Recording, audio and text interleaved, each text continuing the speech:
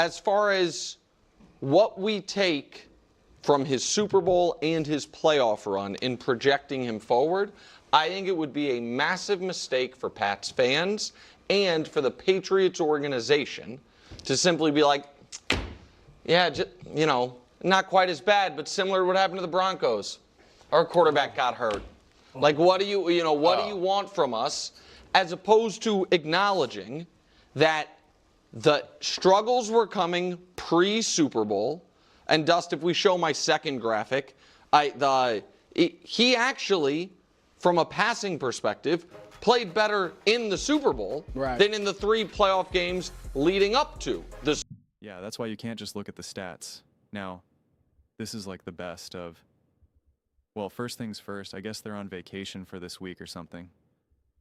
I got no days off, so I kind of already worked this clip before, but I like to actually revisit clips because you kind of marinate in it. Your mind can change a little bit. And I kind of had some other thoughts that I thought were worth breaking down here.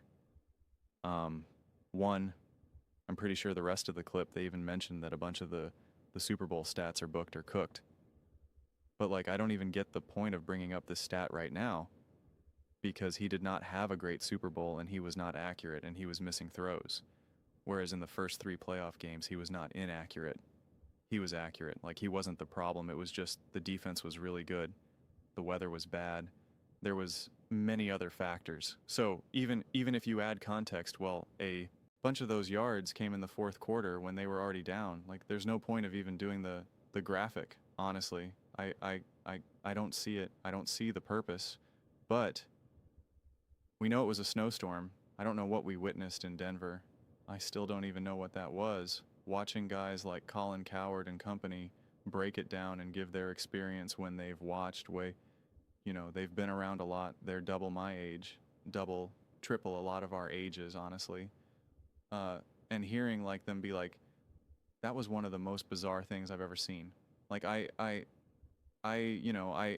take those types of takes to the bank a little bit because I'm like, yeah, they've been around in like the 70s and the 80s and 90s and whatnot, So like, I still don't even know what that was. So it's like, throw that game out. Throw the game against the Texans when it was also like this weird slippery, wet, like it was everybody was slipping and sliding like crazy. So it just I don't know, the stats themselves mean so little to me. So little to me. I wish there was an easier way. This is why I got to get like 1 million subscribers, man.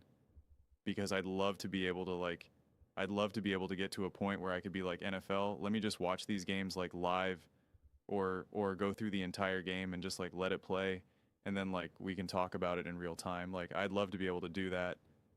But it just, I don't know, doesn't seem like it's the most possible thing to do. 'Cause I just think these stats can be incredibly misleading.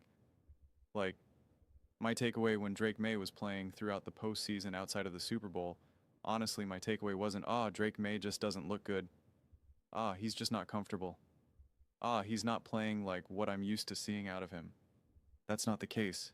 Was not my sense. It really, really, really wasn't. I'm not acting like he tore it up or that he was elevating because I didn't necessarily see him elevate, but I didn't see him take a step back either, even if that's technically what the stats showed. Just honestly how I feel about it. But the one thing that I really wanted to emphasize, because I don't feel like I probably emphasized this when this was first discussed, like, post Super Bowl when Nick brought up, he's like, I think it would be a mistake if they just say, he was just injured, blah, blah, blah, blah, blah. I don't think that's how any of this is going down. I don't think Patriots fans or the organization or Drake Maye himself feels like, man, we were right there. If only Drake Maye was healthier, we would have won. I don't think that's the case. I don't think that's how they feel. They know their offense needs to be better. They know Drake Maye is, the plan is for Drake Maye to continue to develop. This is what I kept saying all throughout the course of the season. This is the worst version of Drake Maye. It's one of my common like phrases, I guess, that I say when I'm talking about some of these young players, whether it's Drake Maye or Wanyama or something. It's just like this is the worst version that we're going to see of, of said player. Like, and it's just to really emphasize their youth and that it takes time to develop. It takes time to develop, and especially since Drake Maye has been such, I wish there's a different word for game manager, because I'm a big believer in being an elite game manager, but just his, I guess what I want to say is his operation on the field, his ability just to operate an offense and feel comfortable and all the moving parts and whatnot, that like he has some of that stuff locked down in a way that like Caleb doesn't, for instance, that I think Caleb needs to improve significantly in that regard, and that will unlock Caleb. And Drake has that foundation. He's got that foundation. And I think a great way to look at it, this ironically is it, albeit a little bit of a weird way. It's kind of like how we saw, and again, Drake Maye goes about the game differently than these other quarterbacks. So it's not a perfect comp, but like how they were able to throw in Kirk Cousins and Phillip Rivers and whatnot. How they were able to just throw those quarterbacks in. And yet you immediately felt competent, right? Those players weren't able to go off script and show their greatness of their amazing, unbelievable arm and mobility, and where Kirk Cousins and Phillip Rivers weren't making throws where you're like, oh my gosh, did you see that play? But watching them operate the offense was pretty breathtaking. I mean, it was pretty awesome to see, honestly. And I just loved it. And again, Drake Maye, the modern way how these quarterbacks play now, it's definitely different in terms of, all the pre-snap and all that type of stuff. It's definitely a different approach to the game. But still the smoothness of the operation is that he can just work within the structure of the offense so well. And so I don't see that. There's no reason for that to change. There's no reason for that now to even remotely take a turn. So his floor is always going to be, we have a hyper competent quarterback, taking snaps, which is great. The rest of the stuff, like the nice big throws and getting rid of the ball and not taking sacks and turning the ball over and using your legs for big pickups and whatnot, it's like that's all going to EB and flow throughout anyone's career. Just look at Josh Allen, look at Mahomes, look at Lamar, look at B. It's just like that stuff always ebbs and flows. Sometimes you just have a season where you're on one and you're just hitting every big throw. And there's other times where it's just like, you just can't connect, right? And I just think though that when you have the operation at the foundation, like think about like even like a Caleb Williams, and I'm not knocking Caleb, to be very, very clear. I'm not knocking him. I'm a believer in Caleb. But like if you took away a lot of his magic, it would have been a rough season. The magic was carrying a lot of the leg work. I don't think the magic was carrying a lot of the legwork for Drake Maye and the Patriots. The magic was still awesome to see, and it was still great, but it wasn't carrying the legwork.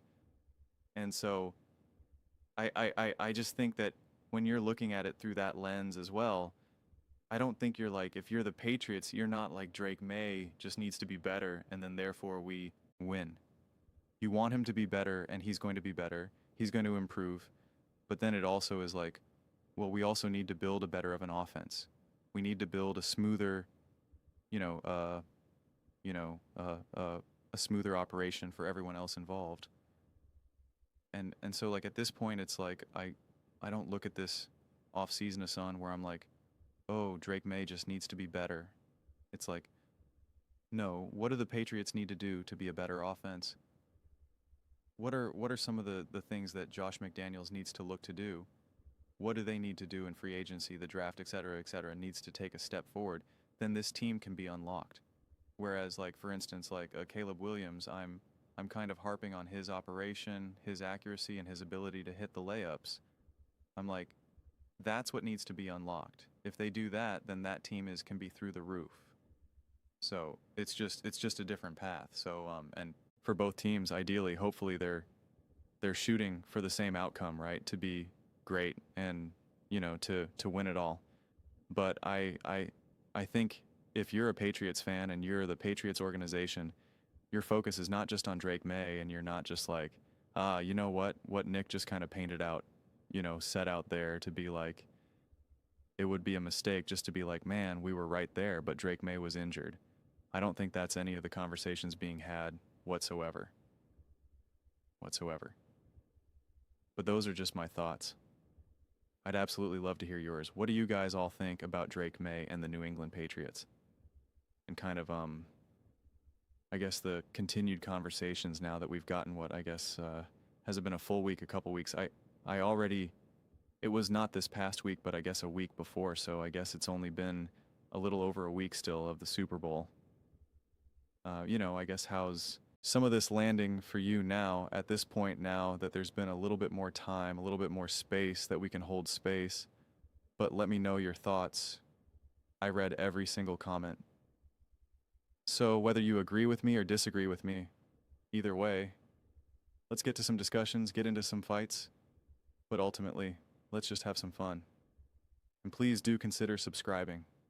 We're building an amazing community here, and absolutely love to see you part of it. I want to build something that we all generally feel connected to, something that we're really excited to be part of. I think we're well on our way to doing it. Please don't forget to give this video a thumbs up, as it really does help the visibility and the algorithm. Thank you so much and see you next.